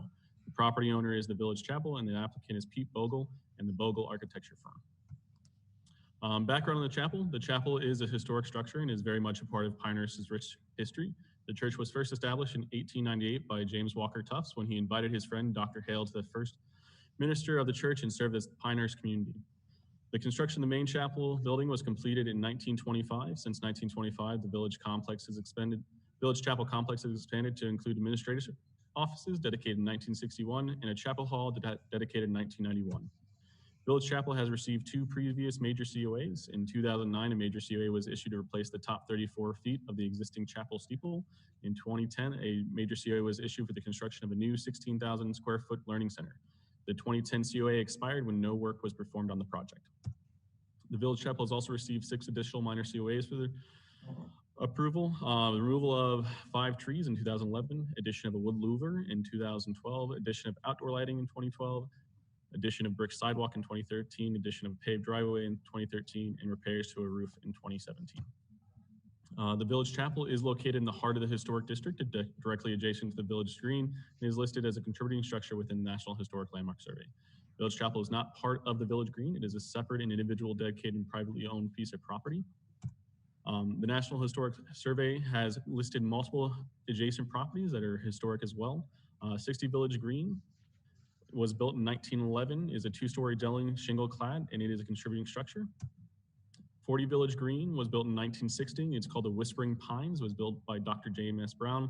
It's a 1-story shingle clad framed house, and it is a contributing structure. And then 10 Village Green East is a contributing structure. It's called the Casements. It's a it has a tunered arched entrance. It is a 2-story frame house. 10 Village Green, this is a 1.5-story frame stucco house and has a steep gable roof. It is considered a contributing structure that was built in the 1920s. And 15 Azalea is an early 19th century construction. It's not listed in the historic, it's in 1895, James Walker Tufts, charmed by the cabin, built a new kitchen for the Mackenzie family, and it became the Women's Exchange. 2 Carolina Vista, although large additions for the recent members of the, is the Country Club of Pinehurst, a famous number 2 course. 5 Village West Green was built in 1905. This was the first lot in Pinehurst that Leonard Tufts sold to a private owner in the house which W.C. Peet of New York built in the lot. And then 12 Village Green. The Village Green was part of the original Olmsted and Elliott design for the Pinehurst. It is an egg-shaped piece of land in the center of the village with tall pines, interspersed hollies, and dogwoods. This is the notification map for 10 Azalea. The staff report request is to construct a structure with matching material and architecture to the existing Village Chapel. The site plan submitted indicates the existing buildings there in the violet or purple shade and the new building in the blue. They are also proposing a play yard area that's shown in the green there. The north elevation is shown here. As you can see, it has a nice entrance that mirrors what's on the Village Hall. The south entrance also mirrors what's on the Village Hall. And then all the windows match some type of window style, either on the Village Hall or the administration buildings. This is the existing elevations of what's currently there. Chapel Hall, Administration Building, and Village Sanctuary left to right there. And then we have Heritage Hall shown aside them. As you can see, scale-wise, it matches the scale of the existing structures. It's made a point not to be taller than the Village Chapel, maintaining that Village Chapel is the centerpiece of this complex. Here is a graphic rendering of how the layout of the site. This is an additional view submitted by the applicant showing it from the front of the village chapel. As you can see on the right, we have the play yard, we have more walkways, we have a new expanded drive and parking area. This is from a person's view from the front. This is a side view showing the additional angle. And here is a graphic rendering of the aerial. And this is showing the trees, just so that we are all concerned about trees here, that the trees will be maintained, that they're preserving as much as they can. Another aerial view. And then this is a courtyard view showing people interspersed within the space. And this is a street view. Once again, another courtyard view from a different angle showing the fenced off area for the HVAC unit. And then this is the front entryway shown here from an angled view. And this is what the play yard will look like from the street. This is Village Yard and our Village Chapel. This is what you would see as you're going down Azalea. As you can see, much of the tree coverage would screen the new structure. So you wouldn't see a huge altered appearance of the famous historic landmark. The applicant also submitted some interior graphics. The commission doesn't need to consider interior graphics, but it was part of the application submittal, so it was included in the presentation. The commission only cares about external renovations and external changes. The building materials list, as you can show, they're proposing to match all the existing details of existing buildings with the proposed material here. This is the arched gable entry. That's the entry that inspired all the other entries on the new Heritage Hall. This is the other entry. This is the side entry that's inspired, I believe, the right elevation or the west elevation of the hall. And then the clad windows, this is showing the windows matching. They're going to use not snapping buttons and simulated divided light. And then we are showing the door entry. The door is a Piedmont trim. It's going to match the 1991 Village Hall. And then they're matching the slate roof of the 1961 administration building. Here they've provided the brick sample against all the other bricks on the property. As you can see, it's a really good match to that 1961 administration building. And it's doing its best to match the 1924, but 100 years does age some bricks, and it's going to be hard to match that. At this time, staff would like to submit the following into the record: staff report, presentation, application, applicant's material, photos, site plans, and findings of fact. With that, staff concludes their presentation. We'll be happy to answer any questions. At this time, I'm also going to turn over to Pete Vogel. He's going to basically run through, but with more detail. Okay, thank you. Thank you, Peter. You're welcome. Okay, I've got just a few things to add in here, just some general statements here. Really, the goal of what we're trying to do here is to observe preservation precepts to protect the historic character of the village while fulfilling the religious, social, and charitable needs of the village chapel for the present and future generations in a way that allows modern society to exist and thrive within these historic properties. That is the overall goal. The design of Heritage Hall was to architecturally blend with and complement the existing facilities. Doing that through the use of matching materials, brick, not only just matching in color, but also in texture and size, and in layout or in pattern. We're using a full Flemish bond to match the other buildings. As Peter mentioned, the slate roof, the clad wood windows, the wood trim, all of those pieces and some of the similar shapes and rhythms will all blend across. The site layout really starts with the building itself. Site layout attempts to preserve the sanctuary building as the primary focal point and will add symmetry to the overall campus. From the front of the proposed Heritage Hall is set back 70 feet, set back north 70 feet from the steps of the front of the sanctuary itself, which aligns with the existing chapel hall east to west. Good job keeping up with me on the slides there, Peter.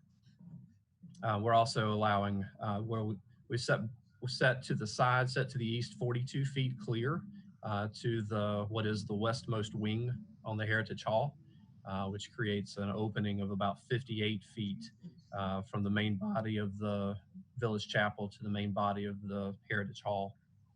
That also sets the new Heritage Hall building at a little over 100 feet away from the closest point to Village Green East. The children's play yard that's on the east side will be a fenced area. It's really just a fenced yard. There will be no permanent playground structures, anything like that. It's just a protected area for the kids to come out of the nursery or come out of the young classrooms to go out and play. Also should mention that, well, two things. One, that the fence is going to be a wrought iron style fence, probably aluminum in construction, but meeting what your Chapter 7 requirements ask for. Also, we'll just take a moment to say here that we are not proposing any type of week-long day school or preschool or anything like that. The church has no plans for anything along those lines, and we're not seeking zoning approval for that. This is just for Sunday school and Bible study type of assemblies. The proposed driveway exiting the site is designated with 2 bends in it, a little S-curve. The purpose of that is to, one, minimize the number of trees that we take out, and also to act as a visual block from Village Green East. We had originally looked at just doing a straight drive from Village Green West all the way across the screen to Village Green East. But just the concept of being able to see all the way through the site, we wanted to fix that some, so it remains more like a pine forest. HVAC units will be properly screened. They're actually showing up there on the inside. I don't know if you can maybe mouse over that, Peter. There you go. In those areas, a little bit to the right. There it is. That's our HVAC yard. And then we've also got we're also proposing a landscaped courtyard between the Heritage Hall, the Village Chapel, and where we're dropping off people from that parking lot area. Do you have Peter, were you able to work out the video, or? Yeah, would you like me to? Okay, sure, let's see that. I think I've covered most of my points here. We put this video together, by the way, for the church's fundraising capital campaign efforts.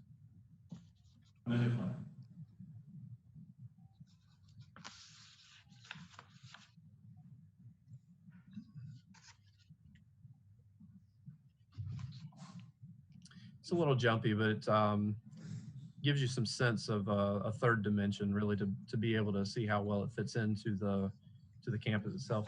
These trees, by the way, are directly off of the surveys that we've had done. So these are not just randomly spaced trees in this model. These are the actual locations of trees on site.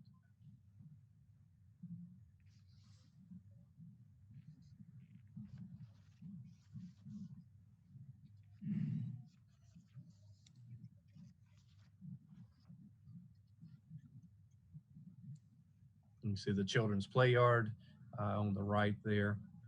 And here's a view of that rear courtyard area, designed to keep as many trees there as possible, provide 2 different drop-off areas. There's the main entry into the assembly area. And again, the children's play yard headed toward Village Green East.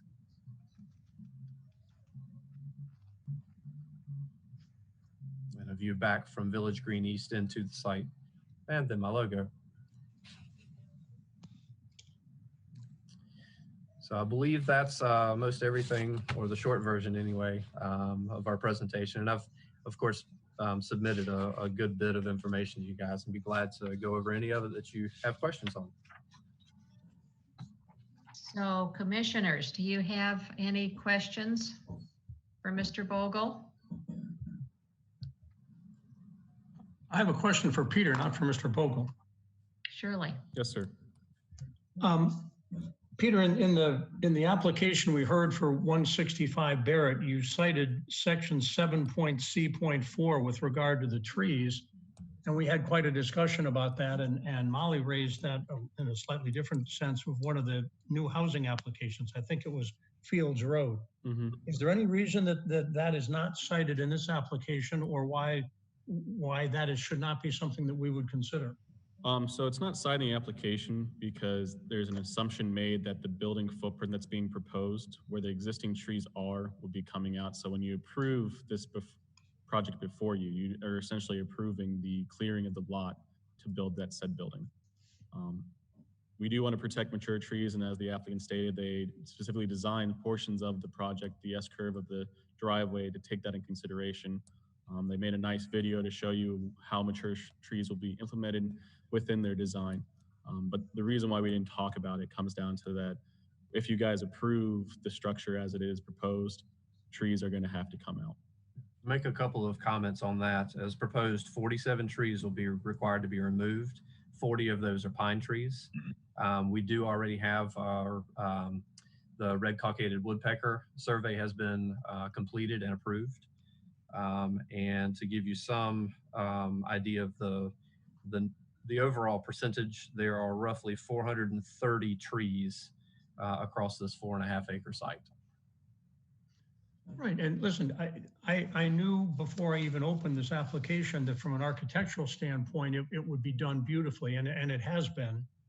And churches expanding is a great sign for the communities in which they serve, so that's all to the good. It's 11% of the trees in the area, and 11 of those 40, if I counted right, are just for the parking lot. They're not for the structure itself. And I agree with the way you routed the driveway rather than just going straight through was a very nice touch. So much to be commended here, but it's a lot of trees going down. Well, and it isn't just to build on what John's concern. It's not just pine trees. There's some really gorgeous holly trees on the Village Green side of the Village Chapel property, and I don't know how many of those are going to be lost. They're they're old hollies, and that's a kind of a special thing. I wondered if you thought about sort of minimizing the parking. It seems to me that the parking extends into pretty much to the edge of your lot there. If I'm understanding the site plan correctly. I wondered if you thought about ways to maybe move that to one side or minimize it in any way. Sure, we're actually starting with the where the 13 parking spaces are now. Yes. You can go to the site plan. You can see that sketched on there. There you go. There's a dashed line that shows this is a little bit of a curved line. That's where those existing 13 spaces are right now. And then expanding on that, we've only added, we've got a total of 18 spaces now. So we've only picked up 5 parking spaces. Some of what's driving that is getting handicap spaces close to the entry to the new building, which is why we didn't put all the parking over on the west side, which was one of the things we did look at. I was thinking about that too, actually. To kind of reduce the parking there close to the area of the green. Yeah, and these, of course, right through the trees here, at least on the west side, is what backs up on the sand lots that the Village of Pinehurst put in a few years back. Well, I also think about the, what the Heritage Hall, which is a massive building. I think about how that changes the neighborhood for those people who live in the cottages along Village Green East, because now they're no longer looking at, a grove of trees, which is like the green itself. They're going to be looking at a very big brick building with a play yard. And 100 feet off Village Green East is, it's something, but it's still, it really changes the whole ambiance there. And that's a bit of a concern to me. And it is 100 feet at the closest point where Village Green comes in. It's actually a good bit more than that as Village Green East sweeps out and away from the building itself. mean, looking at the view that Peter Hughes has up right now, I mean, there's still a significant amount of trees left along that side. They appear to be quite mature trees. Well, they appear to maybe not be pine trees because they're pretty lush. You know, a pine tree can be. Those are all pines. Yeah, from just a quick count here, it looks like there's at least 50 mature pine trees between Village Green East and the existing, and the proposed building. Peter, you can go to have a side view from Village Green East. I know there's one at the end of the video. There you go. Yes. And that's as clear as it would be since we're looking straight into the drive area. And so that would be the view from Whispering Pines Cottage and Ampersand Cottage, not so much from the Deadman's house.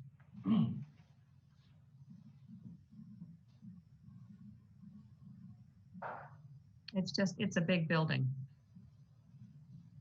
It's handsome. Be considered that you add some lower, not shrubs, but trees like crepe myrtle, something like that in there, if that's a real concern for the residents on the other side of the street.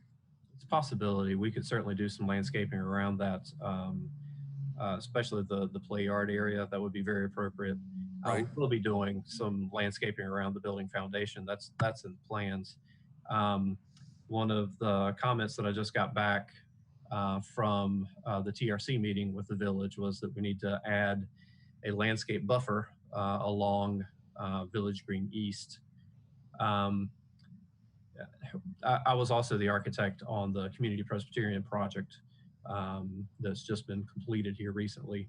Those landscape buffers come with a little bit of a challenge because they require a good bit of planting, which in one sense is good, but in the other sense, when you're trying to preserve what is an open pine forest, that look and that historic feel, we have to find the right balance with that. And I've already been talking with Alex Cameron and Darren Birch on how to do that in the best way for that required landscape buffer along Village Green East. But that's not shown in this model here. And you actually have a nice diversity of planting between this proposed Heritage Hall and the sanctuary of the chapel. I mean, I think that you have some camellias and some, some ornamental shrubs there that give, something of the understory, give some foliage to the understory.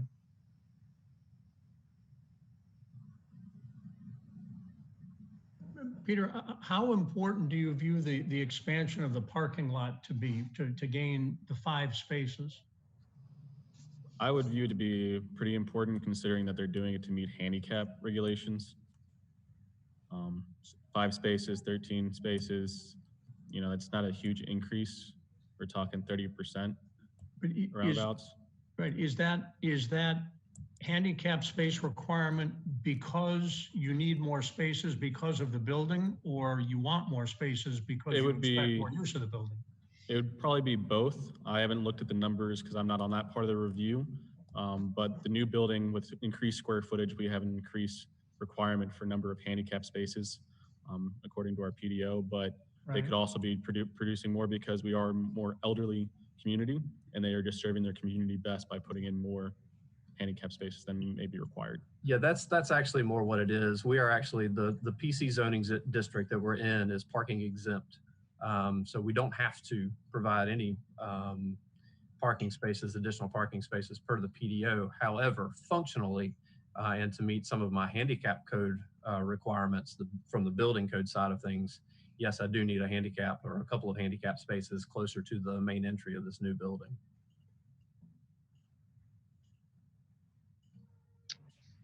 Anything else the commissioners want to mention, or any other questions?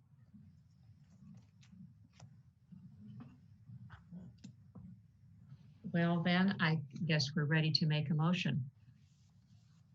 Who would like to do that?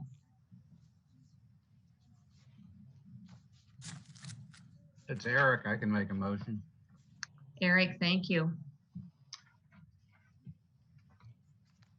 I move that the applicant has satisfied the burden of persuasion and the project as proposed, subject to any conditions imposed by the commission, is congruous with Pinehurst Historic District and consistent with historic district guidelines. I'll second that. Okay, Eric Von Salzen has made the motion. Tom Schroeder has seconded the motion. And so I will call the roll for a vote. Terry? I'm in favor. Tom Schroeder? I'm in favor. John? Aye. Eric? Aye. Richard Vincent? Confirm, there's no one here in the public, right, for public comment? No, I asked Peter about that earlier because I thought that surely there would be somebody. We received no consent forms that we saw along with the public notification, and nobody showed up at Village Hall or requested information from Kelly or I to attend this meeting. I just saw public 3 and 4 on the screen. So if that's the case, aye. Okay, Molly We Gwen. do have representatives from the village that were, our village chapel that were here to answer any questions that Pete couldn't, but obviously you guys were satisfied. Molly Gwen, nay. The motion carried. It's 5 votes to 1. I need to state my reason for voting against. I think it is too large a building. It changes the ambiance for the neighborhood, and it extends with the parking too much towards the village green. So those are my reasons. Moving on.